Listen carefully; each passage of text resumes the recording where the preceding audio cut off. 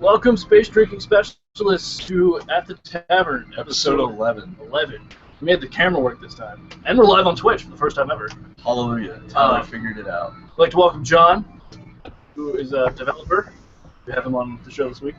A lot of stuff to talk about. So let's get rolling. Let's dive right into it, sir. We're going to talk about some SDG stuff first, John, and then feel free to jump in if you have any questions or comments or anything. And Absolutely. of course, introduce yourself if you'd like. Oh, my name's John. I work a regular job, but I'm passionate about games, and I'm looking forward to bringing a few visions to life. It's great. Love Spoken it. like a true designer. Absolutely. All right, I will keep watch on the Twitch chat as we go through. Right. And Tyler, you want to talk about Project Morpheus, please? Yes, I will. Over the next, I don't know how many weeks, I haven't decided what to write about. All of them. Every single weapon in the world over the next 3,000 weeks will be written about. Plus all of the lore that goes with all of No, but I started starting a new kind of a thing to keep people rolling with it is going to be doing some relics, some like the big the holy grails of the world.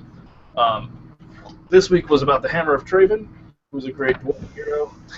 Read about it on the website. That's what the Morpheus update was. Yeah, and Space Tavern Games updates and delays. We're being a little bit delayed with the launch of our web store. We're finalizing some production concepts on the shirts. Yes, we want to make sure it's top quality, made in America, all that fun stuff. And so as soon as we get all that ironed out with our supplier and distributor, we'll be going live with those. And that'll actually launch the entire Valhalla platform that we've been talking about. Yep. So, yeah. And, So good. have you gotten more than the D20 and the D6 shirts so far? oh yeah. Oh, yeah. We have between 6 to 10 shirts we're going to go with our initial launch. Okay. We plan to do a full line of dice in the future, but we figured D20, D10, D6 would be the 3 biggest ones. So you got D20 for your D&D players and Pathfinder, D10 for World of Darkness and Exalted for any Exalted players out there, and D6 for all the wargamers and Iron Kingdoms players like us.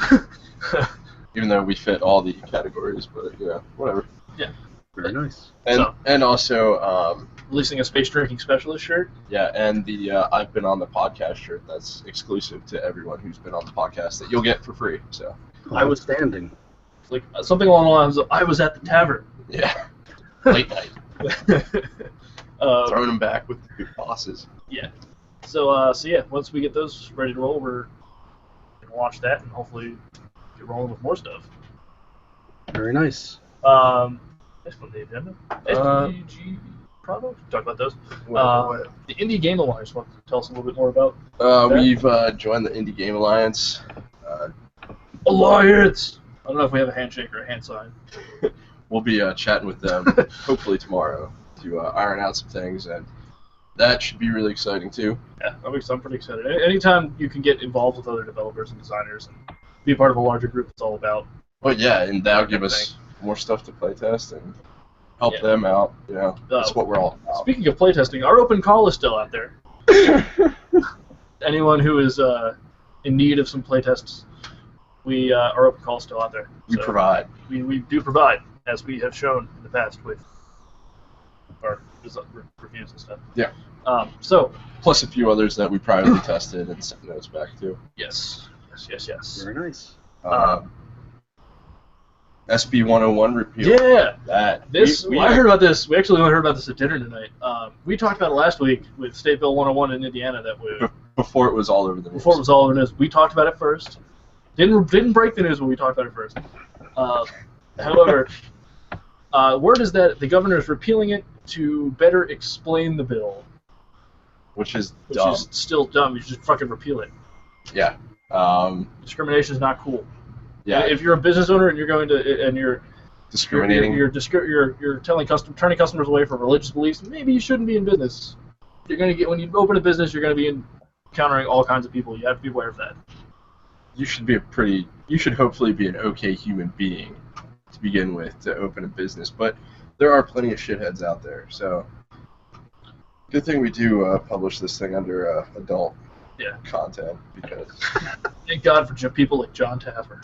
Yeah. Who goes in and fixes shitheads. So, that's it for us. Yeah. So, John, you are now in the hot seat, which there is no such thing. I just don't like it. I appreciate it. So, I'm working on a bunch, but I've only play tested a couple. And I've watched a few of your videos, so I'll try to keep it spot on. Oh, no. It's open forum, man. We have some scripts. We're known, apparently, across the internet as being very informal, so... Yeah. Tirade, diverge, whatever. And we come back on point. Why don't you actually start off with giving us a background of where you came from in the gaming world? Yeah. Sure, but one thing to add to your Indie Game Alliance, have you ever checked out Board Game Developer Group, BDG? BDGF. Yeah, we're on there on the website. Yes, we are on there. Okay. I've totally dropped the ball on doing anything about it. There's a lot of forum sites out there for things like this. And we're just like, and I'm like, and he's like, I'm gonna play Warhammer Dawn of War. It's better than War Machine Tactics. Yes, it is. God, yes, it is. I played for what, half an hour. I've already been. Tactics is like a dog crap on my shoe. I just need to hose it off now. I'll let it get my $80 back. Yeah, I like the old stuff, the play by turn. So the Fallouts and the stuff. Oh, well, going back, Icewind Dale, stuff like that. Ooh, I love Icewind Dale. I'm a big fan of Icewind Dale. They actually came out with a new Icewind Dale. Icewind Dale. That one's not necessarily new. No. There's one that it's some Chronicle or something like that, I think. I also love Baldur's Gate. Yes. Neverwinter Nights is also a good one. Dude, we rock. If you ever want to join us with some Neverwinter action, let us know. Oh, no problem. I'm big into that stuff. I was also into SOTOR, but I gave up after a while. I was like, I'm done. 3 specifically is the only one that I've played, but I really, really enjoy that game too. Very nice.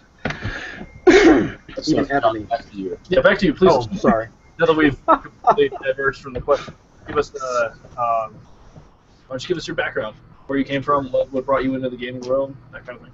Ooh. What brought me into the gaming world? The 80s with D&D 2.0. Yes.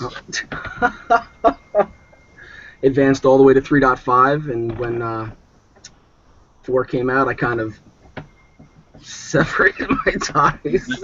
Dungeons and Dragons 4 on fire, and then you were about being on it to put it out, and you're like, nah. So I did that for years. When our DM left, I became the default DM. It was fun to tell stories. Love stories. I have a whole shelf dedicated to how to write stories. Very nice. Oh, and I heard you were a poet. Yes. So I wound up getting published going back to, long time ago. Very long time ago. National Library of Poetry under What Call Ye Hence.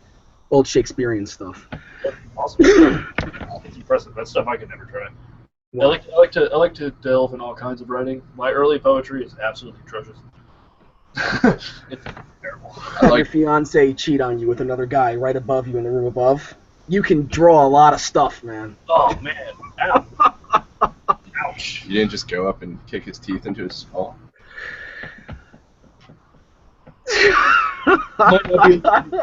Kinds of details. We'll dismiss this previous question. So I started with D&D. Yeah. I moved into I don't know how many games. Dark Tower, remember that? Yeah, I do. Okay. I'm older than him. Okay. Let's see. From there, Magic, a lot of board games. Not so much indie. After that, some MMOs. Mm-hmm. And then from there to now going back to indie with supporting people on Kickstarter and trying to get the word out about my stuff. Yeah, absolutely. So when you talk about MMOs, did you start with like EverQuest in 1998 or 99? I was actually a beta tester for EverQuest. Nice. I played EverQuest 2 in 2000 something. Okay. I remember when I used to go to GameStop, and EverQuest would just be on the PC shelf. When there was a PC shelf. It's like this big now. You might as well put a box out with this PC games. let's be real here, GameStop. You might as well just put a cardboard box that says "free to good home." But you can buy them. Yeah, GameStop. I know. And then wonderful things like Steam came about, and Valhalla. in the future. Yeah. But I remember looking at the EverQuest. I almost bought EverQuest one time. Dude, it was sweet back like. Yeah. If I played it now, I'd probably like turn it off in 5 minutes. But Oh, do you remember Guild Wars? yeah. Oh my god, I love Guild Wars. I actually got my wife into that, and she played all the way to the day of her pregnancy with our first son. And then I was trying to get her to, let him sleep it off. Let him cry it out for a little bit. Let's get back into the game. That didn't go too well. Funny story, Guild Wars was my very, very first MMO. Really? When I was in high school, my friends and I wanted to get into World of Warcraft, but we didn't want to have to pay for monthly subscription. Yeah. So we bought the games. It started with my friend. He got the Game of the Year edition. I got Guild Wars Factions, which was Okay. wonderful. I never played the third one of the first Guild Wars, but I did want to get a Game of the Year as well. And that game was so much fun. So much fun. I mean, your own personal map every time you left the main cities. Yep. You don't have to worry about people like taking your hogs and stuff. Because you were fetch Kill quests. stealing the boss. Best. Yeah. It was an outstanding experience. Then I got 6 months of WoW and the dark time. I didn't like WoW. The moment I played it, I tried. I was like, okay, cannot get into this. My mistake was I got into WoW with other people. So yeah, you had people. I had people to play with, so that just made me want to play more because they were already like 40s and 50s when I started playing. So the only thing I ever wanted in those games was to get a Death Knight. I got a Death Knight, lost all interest. I reached level 5 and I was like, fuck this. And I uninstalled it. I was like, never again. I have the battle chest somewhere. But they let What were we talking about? games. So that's how I started. That's really podcast. Casanova, who is talking on our Twitch. If you don't like it, don't watch. We're streaming it because we do a live podcast every week. I feel depressed watching this. Well, get a life. Yeah, I mean, if you watch it, you don't watch it. So things like that. People got their own opinion. You just ignore them and you move on. Whatever. Anyway, what was next? Oh yeah, we're talking about rich stuff. So you came in from D&D. What got you into wanting to design games and stuff like that? There were some games that weren't out there that I had an idea of. Stuff the universe was really that idea. So what it is basically is it's 37 hexagon tiles. Everything's turned face down. You have 9 factions, 10 different ships. They're drawn at random, so about 90 combinations. From there, you actually have junk that the ships can attach. So when you go to a space station or you find one, you can actually buy random cards. So there's almost an auction type element in that aspect, because everyone can bid. And it's not a 4X game, it's a 3X. But basically, I wanted people to be able to explore, if they like to explore. I wanted them to be able to colonize, if they wanted to colonize worlds. Because you can earn points, and you can advance the game. That's awesome. I wanted people to be able to have a PvP, well, not PvP, an encounter experience, a combat light, but not being able to take out your opponent, just injuring them to the point where they lose part of their turn. And then I wanted them to be able to accumulate, well, I call it stuffing, because all the factions are stuffed animals. So they're flying around, they're trying to conquer the universe and beat aliens. And the aliens happen to be humans, pig people, and other elements. And you play as either a cheetah, a fox, a moose, a bear, and each one has its own elements. So the game ends in a couple of different ways. One of the ways that it ends is that either you've explored the whole map, you have killed all the aliens, you settled all the planets, or you've turned around and you've wound up doing everything and all the card decks are empty. At the end of the game, you add up the points, which are based on stuffing, and you go from there. So there was no mechanic and no game that specifically matched that type of idea, the exploration. Wow, that was cool. That was really cool. But I don't know why that happens. So there was nothing that really met that, so I wanted to put something out there. And like every designer before has said, your first game is going to be painful. My first game I boxed after 5 years of working on it, because it just wasn't going to make it. So, yeah. So basically, they can't kill humans because, well, that would be pretty cool. Oh, they can kill them. They get 3 points. Oh, I know how to fix it. Hold on. That's not fixing it. I'm still trying to figure out the software. So if there's any XSplit developers out there, you can figure out how to do this without having tunnel vision, that'd be awesome. University for an unlimited amount of us, dude. Oh.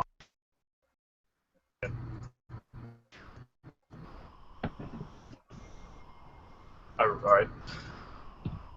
All right, screw Twitch. Whatever. We'll just end it. And then you got. By the way, guy who was listening and didn't like it, you didn't win. Okay, just throwing that out there for the future.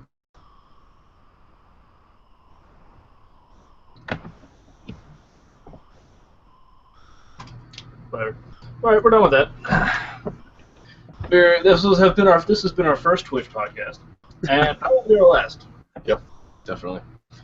So, what about your other game, Splat? Oh yeah, it was made for 8-year-olds, 8 to 10. And it was made to incorporate almost like a player elimination. It plays over 5 minutes. But you're throwing food back and forth at each other. Because when I was a kid, I wanted to have a food fight. My kids want to have food fights now. But you don't want to be able to be eliminated in 3 hits. So you have objects to help you defeat your opponent's attacks. So you have a stool. You have your friend, right? So you can dodge behind your friend there, make him resolve it. You can duck, you can dive. So it's based on movements, symbols, and items like that. I would share a picture with you. Oh, I can share Beta 1 card. But there's different objects like the meat pie. Oh, nice. That's awesome. And the symbols have changed. Grog has been replaced with root beer because it wasn't child friendly. Yeah. That's what you ask. And then it goes on. The deck also has a mechanic where you physically have everyone take damage, or everyone take dirt. And we've decided after play testing to add in objects to help you clean it off. So my children and some other children decided, hey, look, we don't like being dirty and not being able to resolve it, to get rid of it. Mm-hmm. So we added in napkins, water, a goat. So the goat will come by and eat your clothes. You'll have new clothes, so you're clean again. So it plays about 5 minutes with adults, with children about 10. That sounds like a great game. What about, like, can you break the janitor's broom handle over your head? No, not for 8-year-olds, man. My children have already damaged a VCR and everything else. Nice. Nice. Don't think that's how that's supposed to work. So you're reading your website, and is Splat the game you take to local children's hospitals and have them play it? I want to have the children's hospitals contribute just some attention, because my goal is actually, I'm not going to get rich off of these, I know that. Yeah. I want to take a percentage of Splat, the money that's raised, and give it to a children's hospital.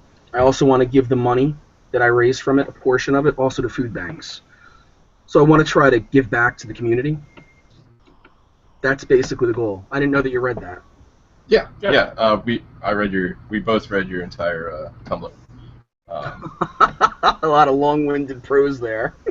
No, we enjoyed it, actually. Yeah, no, I love that kind of stuff. So right now you're an indie developer, or do you plan to start your own company to publish your stuff, or are you going to try to look for another company to be put under, or anything like that? Well, I have a company LLC. Oh. Will I keep it? I don't know. So I know that games being published are about 5% successful, and I know the percentages on money on that is very little. So this is really a passion and love for me. I really like this stuff. We have a board game night with friends on Wednesdays and Saturdays, and I'm helping other developers play test their stuff, kind of like what you guys are doing. And I'm giving them reviews on the site. I go out of my way to help them as much as I can. That's why Kickstarter is huge for me. I want to make sure that I give back. That's really awesome. Well, we personally thought it was really cool how you went to the children's hospitals and let them play test and stuff like that. We thought that was just great. Yeah, we're big into the Philanthropy. Philanthropy. Yeah, we're big philanthropists, is the word I was looking for. And my background in theater, I'm specifically children's theater. Just having kids being involved in any part of it is going to light their day up, and just that helps you as a designer. You want to just do it more. Yeah, it definitely does. So the goal is eventually to do this. I also have a game that I'm probably going to give away. And by giveaway, I mean the whole game itself, but it's very, it's religious-based. I don't know if it's the proper forum to talk about it. So. I mean, hit it, man. Go ahead. Well, you played multiple different color religions. Each person has 13 cards, and the cards are reversible. So you have a benefit for yourself, but then once you resolve the benefit, you flip the card over, and you have a detriment. So if you start a holy war, and you wipe out your friend's followers there, when you turn the card over, you also lose followers because there was a loss during the battle. This is so awesome. That's fantastic. So I paid for the art for it already from a girl in Russia. Just like the stuff you see for Splat, I've paid for that art from the same artist. And the art being done for Food Fight is my wife, because she's an illustrator. Resolve the benefit. I'm sorry? Sorry, I'm still fixing things. So Oh, not a problem. it doubled up. So yeah, it's 13 cards. Each faction has 3 unique cards. So what I want to do is take this to the game crafter, have them print up about 20, 30 copies, send it out for review, go through the process so when I do Splat and I do Stuff the Universe, I know what the detriments are. Pay for that out of my own pocket, and then if people like it, they can have it. Not going to make it's not meant to make money. It's meant to experience. Right. That's awesome. That's fantastic, actually. So, which of your games are you most excited about? Stuff the Universe. I'm a big stuffed animal guy, and it's got a little bit for everyone to do. People that just want to explore, people that just want to go through a wormhole or trade with aliens or kill aliens or colonize planets. So it touches on a few things. That's pretty cool, man. I'd say. But yeah, that's my goal. So, I'd like to get all 40-plus games or ideas published. I don't know if that's really going to happen. there's a lot of time, you know. A lot of time out there. Yeah. So, are you going to be doing a Kickstarter campaign for any of these? Or? Well, yeah, for Splat, you'll probably see that go up August, September, roughly. Okay. Stuff the Universe will probably come out end of Q4. I'm sorry, end December time frame. Okay. I really like both of them. And then the freebie, the giveaway one, like this, you know, red for bad, green for good. Mm-hmm. And then this isn't the finished art, this is the light art. Okay. Once I get a check on naming, and a check, or not a check, someone checks the name for me, make sure I'm not stealing someone else's name. And once I have the legal document signed by the artist, I'll just throw that up and get it printed. Cool. So, is the working name for that Start Your Own Crusade? Oh no, it's Surrender Unto Me. Oh, nice. So. That's very clever. I And love use the sun's arrow, the largest spike, to point toward the person you're going to attack. Everyone puts their cards face down. You aim the arrow at the person you want to attack, and you flip it up, and that's your attack. What if you attack yourself? Yeah, you can't. I thought about that because you have that arrow, the top, Okay. that's longest out of all of them, and then you have various. Yeah, that's not a nice one to show on TV. Here, lambs to the slaughter. Okay. So you're basically killing people, Oh wow. and then at the end, you're being punished. Oh. Oh yeah, that would. I mean, makes sense. So there's faction icons or faction names to say this is unique to you, Okay. and then there's protection ones. You can't see it that well, but if targeted, turn face up. So if someone aims their arrow at you, you just flip the card over to let them know they can't touch you. Nice. But then you can't defend yourself the next 2 turns. And every time you go through your hand of 13 or your cards of 13, you lose followers because you were not good in raising your religion. So yeah, so I don't know if that was great to bring on here.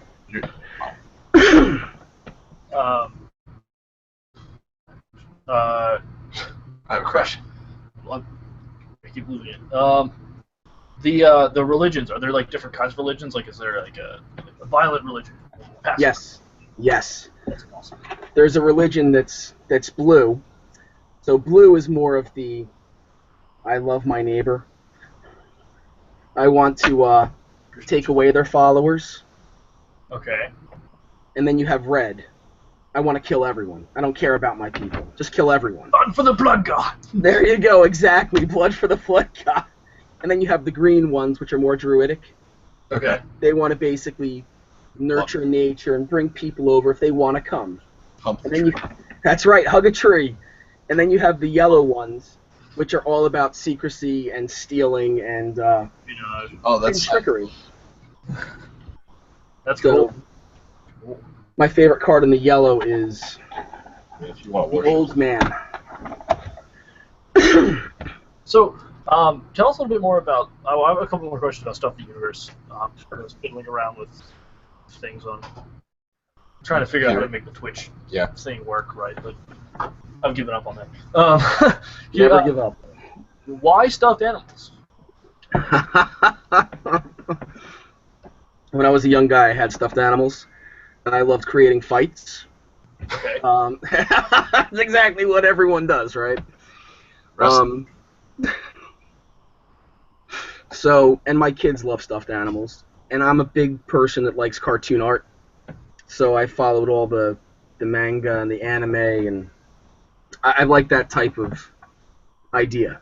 Also, stuffed animals aren't alive. Why not give them life? That's true. I mean, and every kid gives stuffed animals life every day, so. Calvin and Hobbes. There you go, exactly. Right here, all Calvin Hobbes. Okay. Some of them were a gift from my dad, and they bought me some more. I wasn't really into that, the whole saying a lot of things like Captain Underpants. I was reading Calvin Hobbes. Yeah.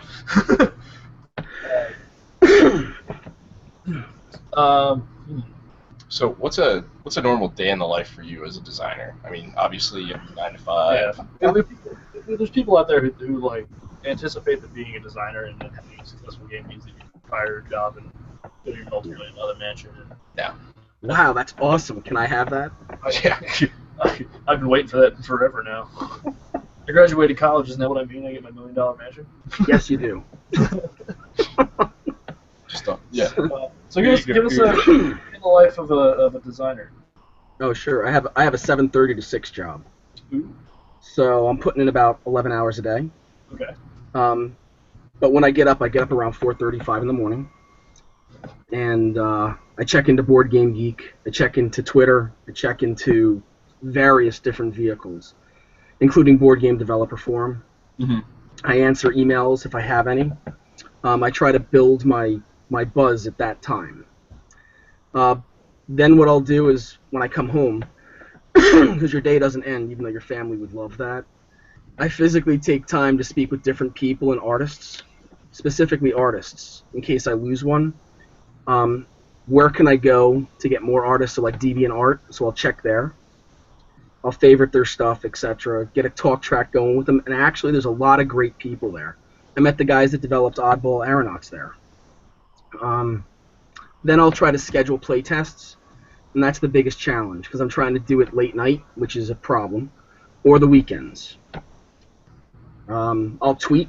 I'll keep tweeting stuff randomly. I'll blog once a week, so I understand your challenge with blogging and getting your stuff out there. I'll retweet information that I like. I'll get more input. I'll read from what's his name? James Math and Jamie Stegmaier. I'll play test other people's work. You know, I constantly go back to what Wheaton and Jackson said. Play more games. You know, get your butt in gear. Don't just think that you have the next best thing. You know, there's other people that have good stuff too. Oh yeah. There's lots. I'll back stuff on Kickstarter, and then I'll go to bed, hopefully. You know what that's like. So, there you have it, folks. It's the day of the life of a designer. Yeah. A developer. Sounds like ours, really. Yeah. Some of these hit too close to home.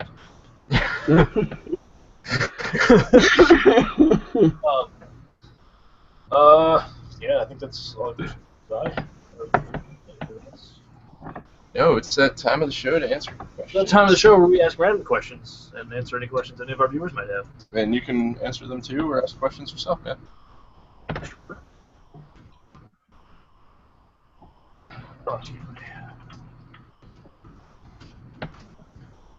Hashtag.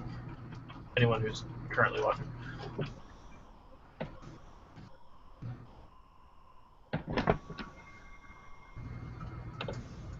All right, let's see. A little bit of news just came across. Gen Con has halted any talks of expansion because of the new indie law. Talked about it before, but now they've officially halted all expansion plans. Go them. So they totally backed out of Gen Con?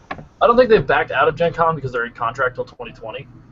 However, they could break it though. I mean, that's what happened with the Eastern Outdoor Show here in Pennsylvania, like the second largest outdoor trade show in the country. And they said something about like AR-15s. They didn't want them there, so everyone backed out, and they lost like huge. So. It says that the convention will still be held as planned in the convention center from the 30th to the 2nd. They're working in partnership with the city of Indianapolis, local businesses, Visit Indy, and other grassroots organizations to ensure fair and safe treatment during this year's show. Go them. That's fair.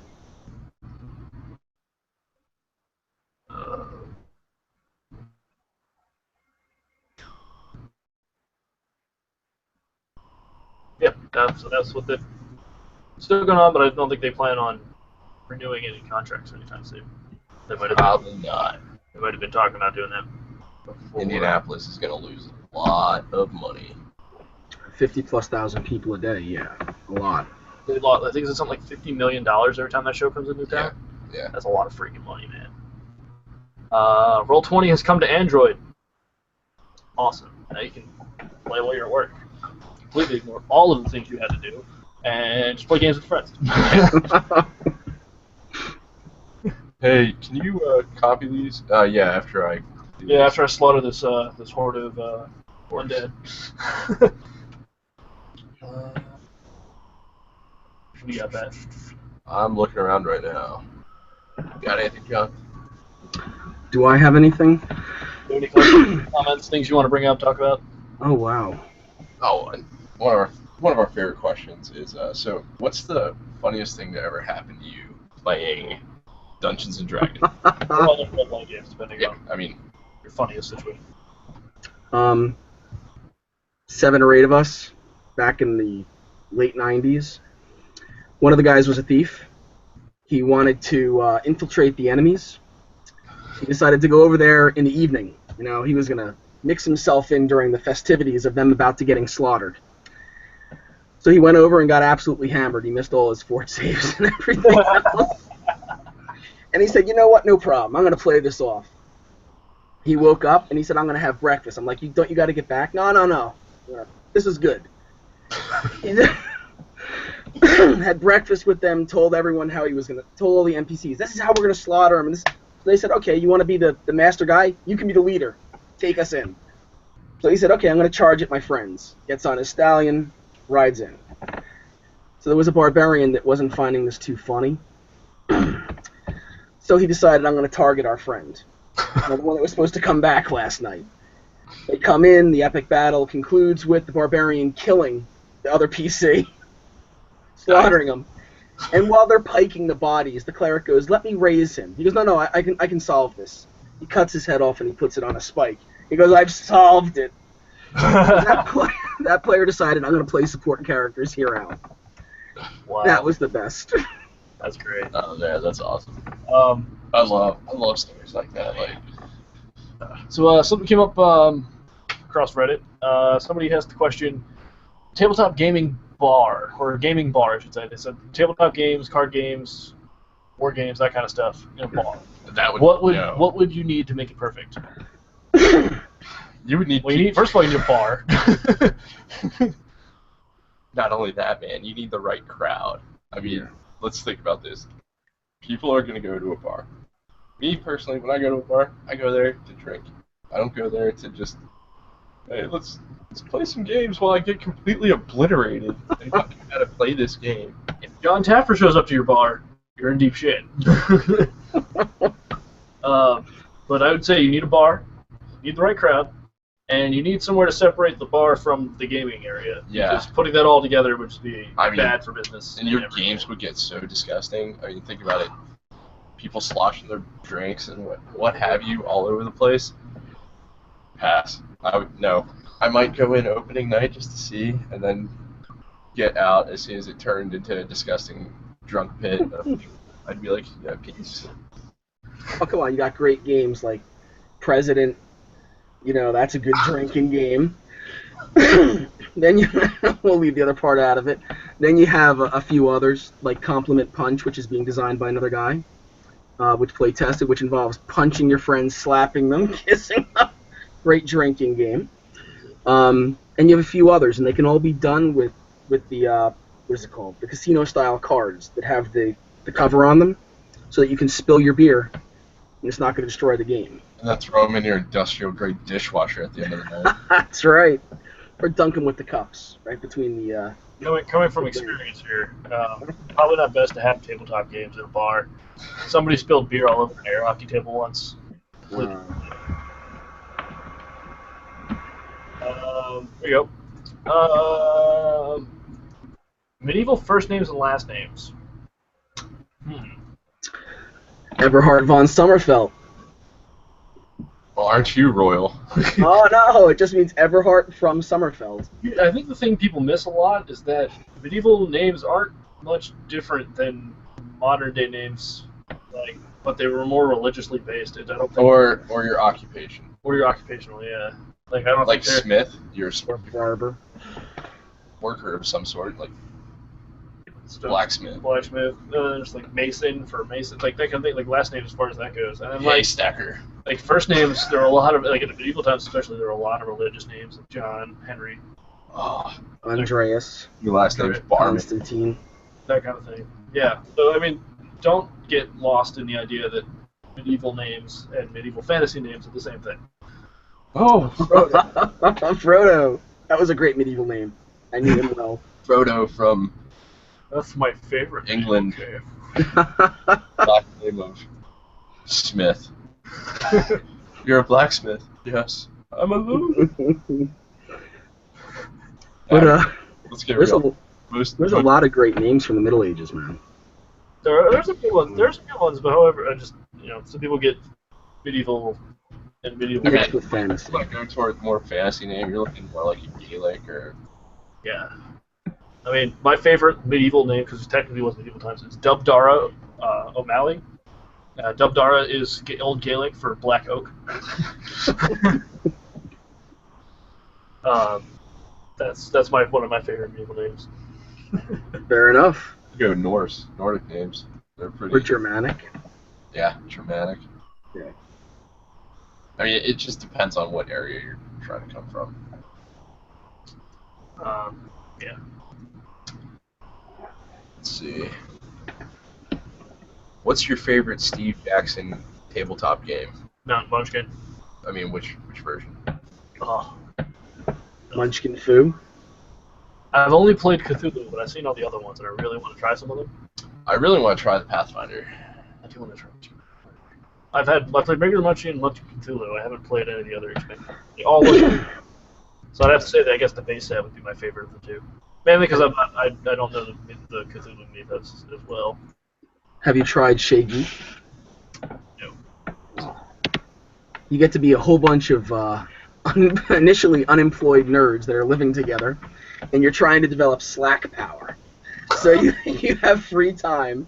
You have to get a job to make money, but you want to earn Slack. So playing D&D is Slack. Playing a board game, getting a couch that you can sleep on. Those are all Slack things. It's a good game. That's great. That sounds like a lot of fun. I'm going to try that.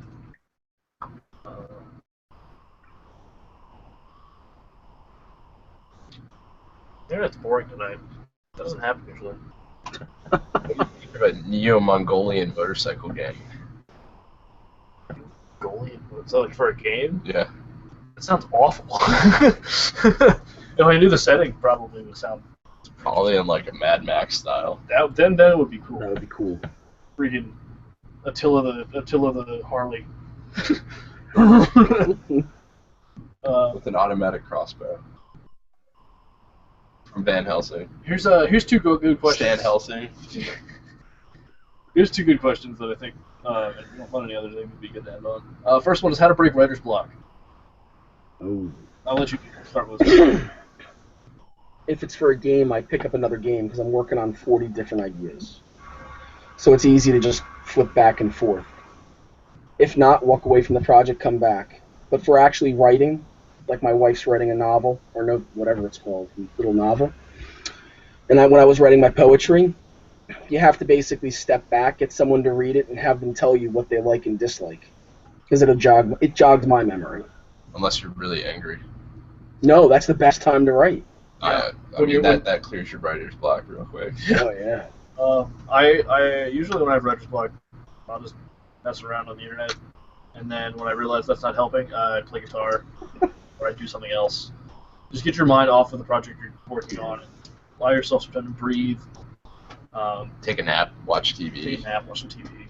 Play video games. Inspiration's literally everywhere. You can, I get a lot of inspiration for things just watching TV or playing video games or things like that. You get ideas, thoughts, and when your brain's not focused on them, it actually works on them a lot harder.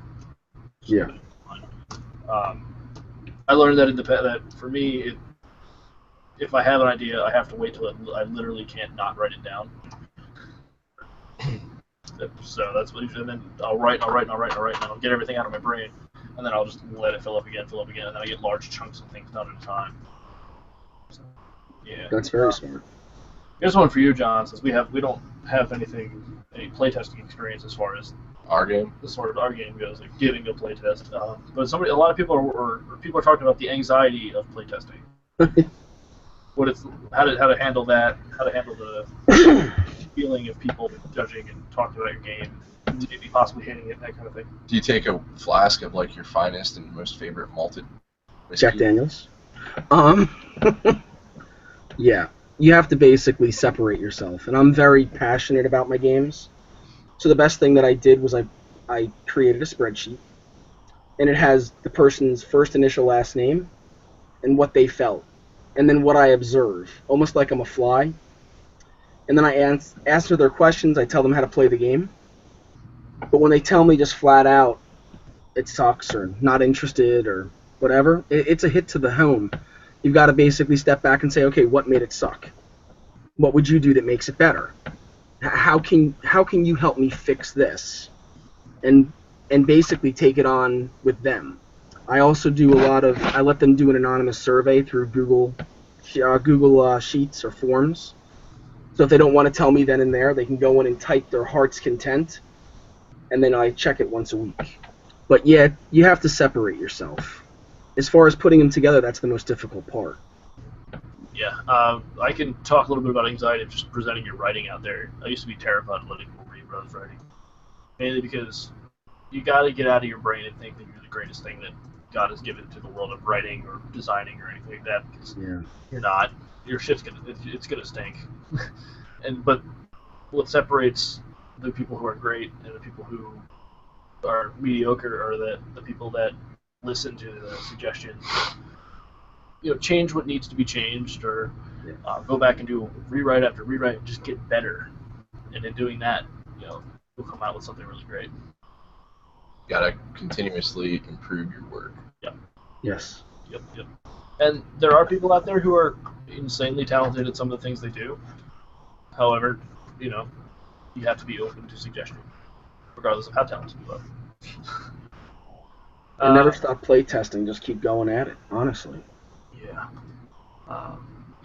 I also want to know, how do the kids react when you bring your games for them to play? The favorite is Stinky Fish, just because the name sounds awesome. Yeah. And Fish Gut Stew. Those are the two favorites for all the kids. So usually you can tell when they get it because they start laughing and they show it to each other. But they like it better when they hit you with it because it sits in front of you initially. So they like the whole concept of a stinky fish. And if the parent reads it to them or I read it to them, it gets more of the mood for them because they create their own mental image also. So I basically look to see how they react. Most of it's smiles, laughing. The game stops for a few minutes usually, and then it's, oh, look at this, look what I got, look what I hit you with. And then it's, okay, let's try to make the game. Let's try to do this. So, but it's funny. It's always probably very rewarding, especially being in the hospital, getting these kids to be happy. Yeah, I'm working towards that right now. There is an issue legally, not having the parent present. Okay. That could be a problem. Yeah. I was doing it because I was in the hospital when I was a kid, and it was boring for being in there for days. Yep, I know what that's like. I was there a couple times when I was young too. Oh, okay. Stomach flu, man. Get you. I was an ER warrior. What's an ER warrior? Pat crashed again. Pat did the... We I need to got take him another- to the hospital. Another concussion. Let's go. Pat's missing teeth. No, I never missed any teeth, but close. Yeah, I had the stomach flu really bad twice when I was a kid, so I was hospitalized with that. And I know how shitty that gets. Pat got his head sliced open. Wow. My buddy put a knife through my finger. That was funny. But that was in and out, And I played football, so I wound up tweaking my back in a pile-up. That was a fun time. Nice, that's rough. I've had CAT scans and I have brain scans, CAT scans, MRIs, that kind of thing. When you're a kid and you're active, that kind of shit. But I understand what it's like being born in a hospital. God. Ugh. Sit in the bed for 2 hours and you're just like, I'm so bored. And this was back like when I was in the 90s and not everybody had a personal computer, like a laptop. Yep. And the TVs didn't have like your NES hookup or anything. The one hospital I went to actually had a Sega Genesis hookup, but they had to roll it into the room. It was on a TV on a cart. That's awesome. It's like you're in school and they're bringing by the TV with the VCR player. It's very cargo strapped to the. The AV Club. So that's all we have for today. I don't know if you have any closing comments you'd like to make. Oh, no. I love what you guys do, actually. You're helping out a group of people that haven't had a chance to speak to anyone about their games. That's awesome. Number 2, you're offering a few services with Space Lab and a few other things to help people get their games tested if they don't have a playtesting group. Yeah. And you write reviews. Those are cool things. Yeah, man. So we're happy to help. I mean, we said it before. We'll say it again. It's a community. We want to be a part of the community. Yeah. And also, John, if you ever need help with like your website or anything like that, we do that stuff too. Okay. Email, private email, that sort of thing. So if you ever want our help, man, just let us know. Well, absolutely. Well, I'm gonna have, if you know how to do video, I'll need someone to take some of the art and move it into a video like they do on Kickstarter, with voiceover and stuff like that. Yeah, we can do that. Probably.